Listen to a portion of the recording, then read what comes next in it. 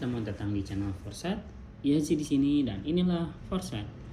Oke, di sini gua akan masuk ke episode berita acara bisnis. Di sini gua akan membahas tentang esensi bisnis.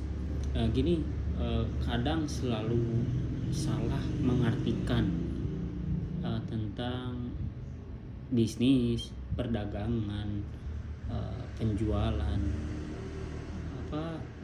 entrepreneur dan lain sebagainya, pokoknya yang berkaitan dengan transaksi, bahwa kemudian pengambilan pasar yang hilang, atau mungkin orang lain ketakutan terhadap pemain baru menyerang kompetitor, atau mendirikan perusahaan dengan tujuan untuk mengambil pasar mereka. Menurut gua semua hal yang gua katakan barusan adalah salah kaprah, karena tiap perusahaan yang memiliki visi misi, tiap perusahaan yang memiliki brand dan produk, tiap perusahaan yang memiliki pemikiran terhadap masa depan, terhadap arah peradaban baru, terhadap pemenuhan konsumen, mereka memiliki pasarnya masing-masing. Menurut gua salah kaprah ketika ketika seseorang mendirikan perusahaan untuk mengambil pasar orang lain. Karena menurut gua tiap perusahaan akan memiliki pasarnya masing-masing. Bahwa kemudian kita lihatlah minimarket yang sering bersebelahan. Mereka berdua jalan dua-duanya dengan cara mereka, dengan inovasi mereka. Apakah mereka saling tikam terhadap pasar mereka? Menurut gua enggak sih. Sejatinya perusahaan itu apa yang ditawarkan gitu loh, dan apa yang dibutuhkan. Ya, kalau misalkan yang ditawarkan dan yang dibutuhkan sudah tidak lagi semenarik itu di mata konsumen, ya beradaptasilah. Ya gunakanlah data. Untuk apa? Untuk bisa mempertahankan perusahaan itu, untuk bisa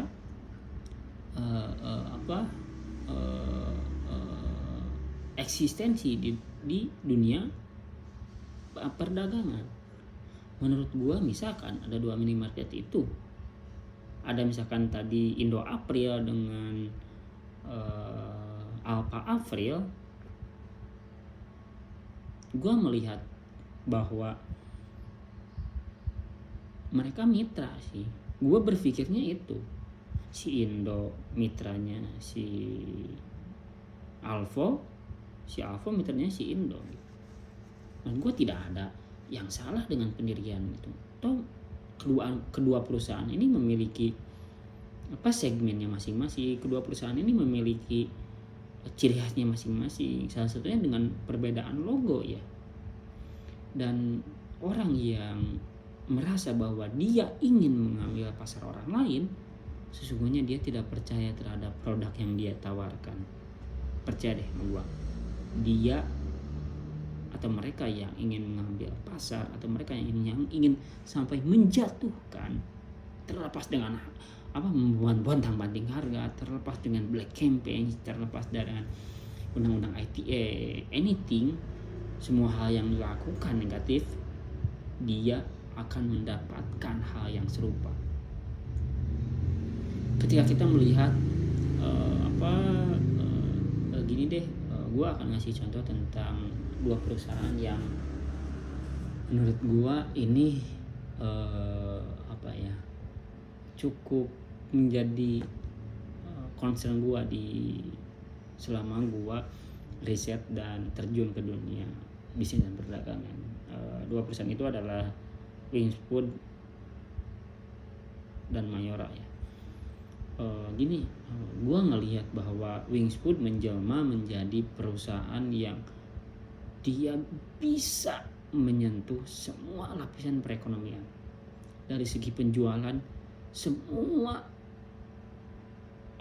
segmentasi konsumen Wings Food itu sampai ke bawah, dari mulai paling middle up, middle low gitu. Apa ya? Cara marketing yang menurut gua edan sih. Gila sih. Jadi gini, ya permainan Wingsfood itu yang gua perhatikan ya. Di samping dia memiliki program untuk mendorong percepatan konsumsi, dia bisa memberikan harga-harga yang kompetitif. Dalam artian misalkan nih, gue adalah middle people, orang yang menjual, orang yang mendistribusikan produk Wingsfood misalkan. Harga dari perusahaan Wingsfood, dari induk perusahaannya tuh ke PT misalkan nih, gue sebutin PT-nya PT Sehat Mas Utama, dia langsung nih ke gue, berarti gue orang ketiga nih, atau misalkan gue orang kedua deh, Sehat Mas Utama di bawah langsung Wingsfood, memberikan harga contoh Japota misalkan, dia memberikan harga ke gue 90.000. Dia memberikan harga kepada omset yang di bawah gua, misalkan gua ambang batasnya 100 juta nih. Misalkan gini, gua ulang ya. Wingsfood memberikan harga Japota kepada gua dengan minimal pengambilan 100 juta, 90.000. Ketika dia memberikan produk yang serupa Japota kepada middle people yang di bawah 100 juta atau 90 juta, misalkan dia memberikan 92.000. Terus selanjutnya sampai ke 5 misalkan, sebelum ke konsumen ya, konsumen ke 6, dia memberikan harga yang variatif dengan program itu, yang membuat menurut gua Wingsfood sebegitu powerfulnya, sebegitu dibutuhkannya produk Wingsfood di pasaran. Dari segi rasa menurut gua Wingsfood it's okay sih. Wingsfood bisa bersaing dengan dari ciki-cikinya ya, Japota dan lain sebagainya, bisa bersaing loh dengan Indofood yang sudah sejak dari dulu. Indofood dengan brand Ciki Bahalnya, dengan brand Citato Life is Never Flat, dengan brand Citato Light, Wingsfood bisa bersaing dengan perusahaan sebesar Indofood. Bahwa kemudian tadi gua mengatakan dengan Mayora lebih bermain di tulisan sih. Mayora tulisannya rapih banget. Mayora produk-produknya rapih banget. Dan Mayora memiliki rasa, dia main di rasa. Gua yang cukup kompeten di bidang uji organoleptik, gua ngerasa bahwa Mayora memiliki produk-produk yang edan sih. Enak banget. Kita sebut beng-beng lah, beng-beng gak ada lawan. Kita balik lagi tadi ke Wingsfood. Gue ngerasa Wingsfood memiliki produk yang mungkin tidak produk perusahaan lain tidak fokus ke sana. Perusahaan lain belum berminat mungkin. Mayora belum berminat terjun ke dunia rumah tangga, cairan, body wash dan lain sebagainya. Tapi Wings dia sudah terjun, dan itu mungkin yang menyebabkan sebegitu menggeloranya, sebegitu tingginya demand terhadap produk Wings ya, karena kebutuhan semua konsumen dipenuhi. Yang itu mungkin salah satu strategi Wings begitu sangat powerful di pasaran. Wings tidak pernah menjadi perusahaan lain, Indofood tidak pernah menjadi perusahaan lain, Mayora, Garuda Food dan sebagainya. Tiap perusahaan memiliki brand dan ciri khas masing-masing. Tiap perusahaan memiliki nilai masing-masing. Tiap perusahaan memiliki pasar masing-masing. Jadi ketika Anda terjun ke dunia bisnis dan perdagangan, dan ada hal atau ada rasa atau ada pemikiran bahwa Anda takut rugi, bahwa Anda takut gagal, bahwa Anda takut, dan akhirnya Anda muncul atau memunculkan strategi untuk bermain dengan cara tidak baik, bermain dengan cara curang, bermain dengan tidak sportif dan tidak elegan, Anda tidak layak menjadi seorang pebisnis.